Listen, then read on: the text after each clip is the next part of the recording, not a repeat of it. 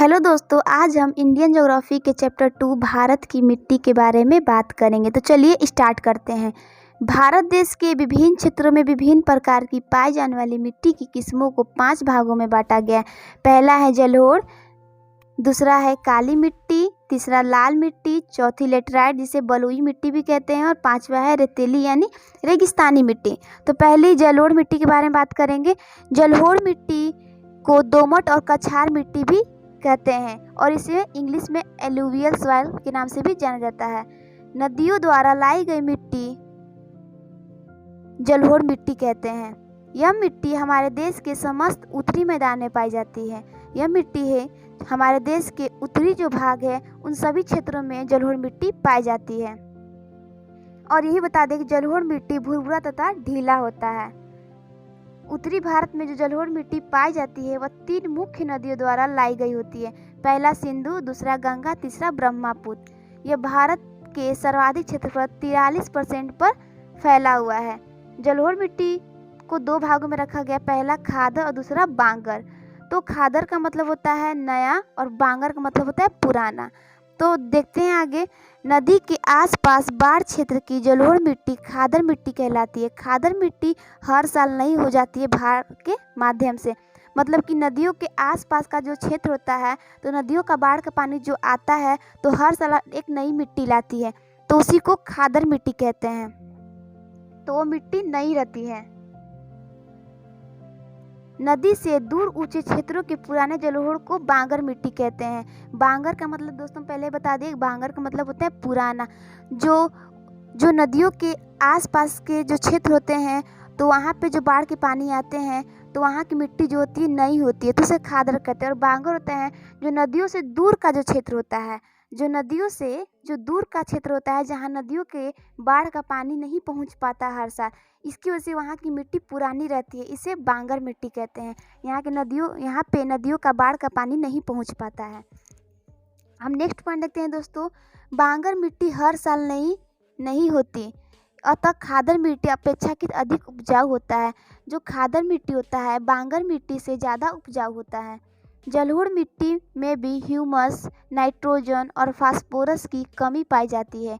जलोढ़ मिट्टी में पोटाशियम और चूना प्रचुर मात्रा में पाया जाता है। और दोस्तों बता दें जलोढ़ मिट्टी का पीएच वैल्यू होता है वो है 7 होता है इसका पीएच वैल्यू, यानी न्यूट्रल होता है। और जो जलोढ़ मिट्टी होता है यह भारत में सबसे अधिक क्षेत्रफल में पाई जाने वाली मिट्टी होती है। अब नेक्स्ट मिट्टी देखते हैं, सेकेंड काली मिट्टी।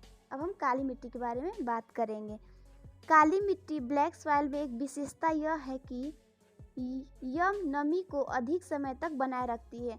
जो काली मिट्टी होती है अगर उसमें हम पानी डालते हैं काली मिट्टी में तो उसमें अधिक समय तक उस मिट्टी में नमी बनी रहती है।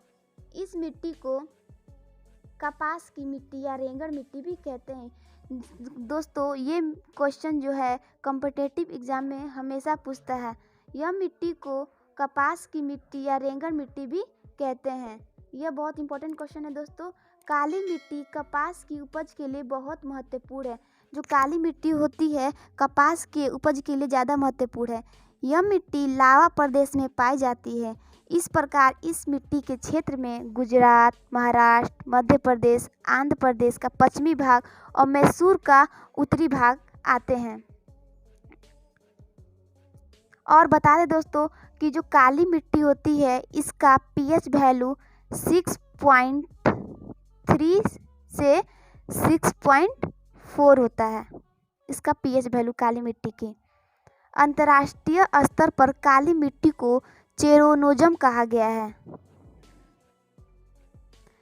चेरोनोजम मिट्टी मुख्य रूप से काला सागर के उत्तर में यूक्रेन में तथा ग्रेट लेक्स के पश्चिम में संयुक्त राज्य अमेरिका और कनाडा में पाई जाती है। नेक्स्ट देखते हैं दोस्तों, काली मिट्टी को लावा मिट्टी भी कहते हैं क्योंकि यह दक्कन ट्रैप के लावा चट्टानों की अपक्षय अर्थात टूटने फटने से निर्मित होती है।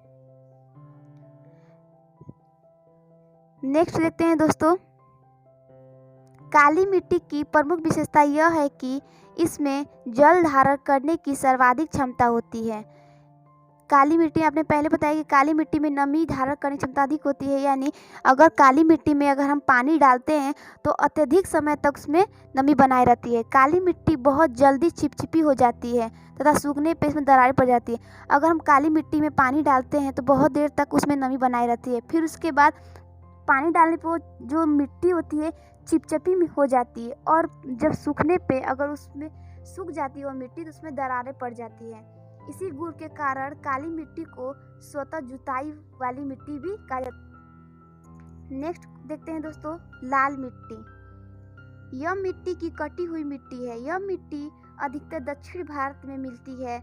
लाल मिट्टी के क्षेत्र महाराष्ट्र, दक्षिण पूर्वी भाग में मद्रास में, आंध्र प्रदेश मैसूर में और मध्य प्रदेश के पूर्वी भाग में, उड़ीसा, झारखंड के छोटा नागपुर प्रदेश में और पश्चिम बंगाल तक फैले हुए हैं।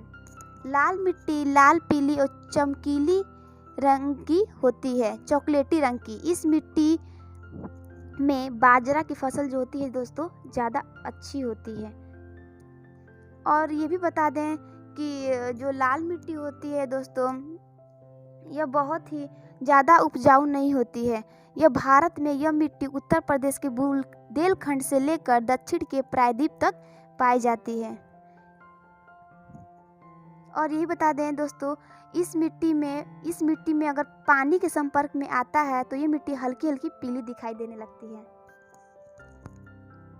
नेक्स्ट देखते हैं नीचे, भारत में दूसरा सर्वाधिक क्षेत्र 18% में पाया जाने वाला मिट्टी लाल मिट्टी है। लाल मिट्टी लोहे के ऑक्साइड के कारण लाल दिखाई देता है। लोहे की मात्रा अधिक होती है जो इसके रंग का कारण होता है, क्योंकि आयरन ऑक्साइड लाल भूरे रंग का होता है। लाल मिट्टी पठारी भारत के कम वर्षा वाले क्षेत्रों की मिट्टी है। यह उपजाऊ मिट्टी नहीं है, यही कारण है कि खदानों की खेती यहाँ कम होती है दोस्तों। अब नेक्स्ट देखते हैं लेटराइट मिट्टी।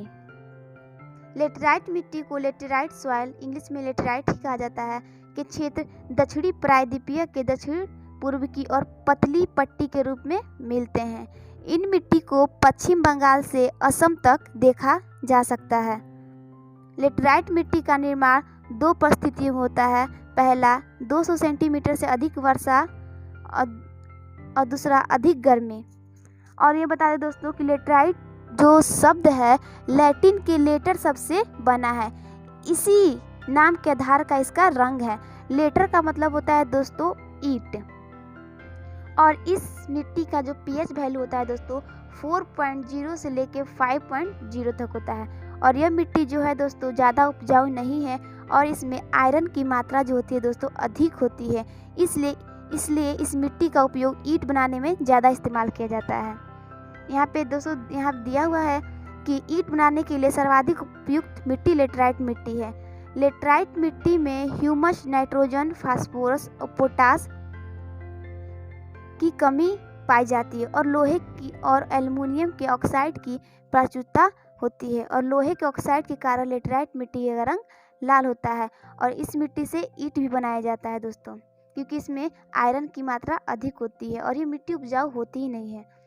यहाँ पर चाय, कॉफ़ी, मसाला, काजू, चिनकोना की खेती होती है इस मिट्टी में। यह मिट्टी एसिडिक यानी अम्लीय होती है। अब नेक्स्ट मिट्टी देखते हैं दोस्तों, रेगिस्तानी मिट्टी। यह मिट्टी राजस्थान के थार प्रदेश में, पंजाब के दक्षिणी भाग में, राजस्थान के कुछ अन्य भागों तथा गुजरात के कच्छ में मिलती है। अकेला थार मरुस्थल ही लगभग 1,36,000 वर्ग किलोमीटर के क्षेत्र तक फैला हुआ है दोस्तों। इसका मिट्टी में खदानों की खेती संभव नहीं है। इस मिट्टी में खदानों की कोई फसल करते हैं तो संभव बिल्कुल नहीं है, इसलिए यहाँ पर ज्वार, बाजरा, सरसों, मोटे अनाज की खेती की जाती है। तो आज का वीडियो यहीं समाप्त होता है दोस्तों, और हमारा अगला वीडियो देखने के लिए हमारे चैनल को सब्सक्राइब करें।